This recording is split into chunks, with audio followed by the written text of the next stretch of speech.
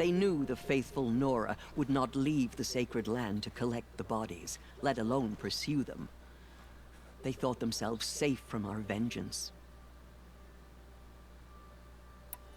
Are you saying that Rost went after them? That he became an exile? No.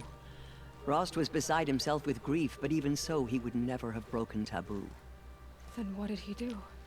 He called upon the most terrible and secret rite of the Nora tribe. He begged to be made a Death Seeker. A Death Seeker? What is that? One who dies to go seeking, and in seeking, brings death to others. The ritual drags the spirit from one's body, releasing it to All Mother's care. The heart beats, the mind thinks, but the spirit has moved on. I don't understand. Rost went after the Outlanders, but his spirit never left. It remained here with All Mother. He gathered the bodies of the slain and returned them. And then he set out in pursuit, not as an exile, but a weapon of vengeance. A barbed arrow shot from a bow, never to return. But Rost did return. Yes. A full year later. And terribly wounded.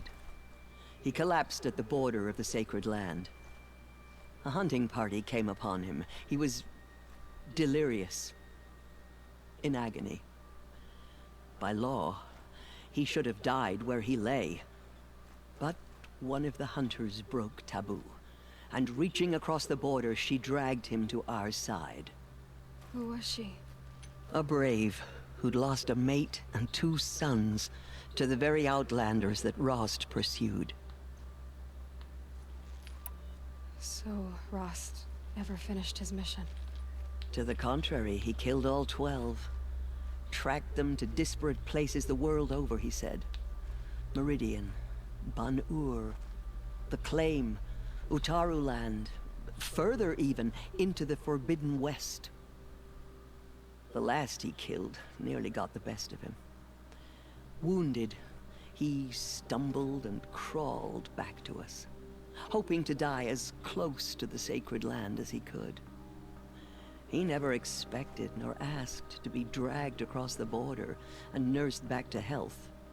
That was done to him, leaving us, the matriarchs, in a difficult position. Why couldn't you just welcome him back? Rost had been made a Death Seeker, Aloy. He no longer had any place among the tribe. By law, he should have been driven back out. But we couldn't bring ourselves to do that, so we offered a compromise. You made him an outcast. Yes. We offered to do so on the condition he never speak to anyone of this exception. After all he did, all he suffered, to be declared an outcast was his reward.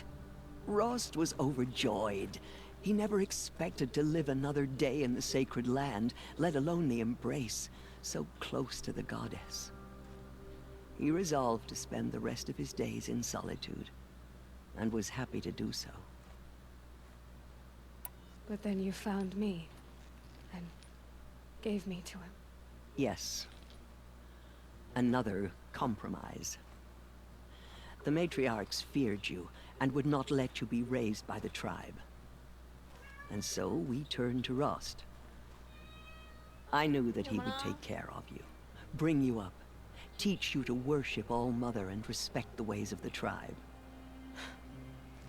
He certainly tried anyway.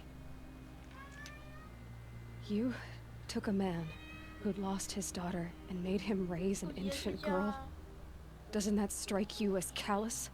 I'm inclined to think the course of events has shown the wisdom of our choice.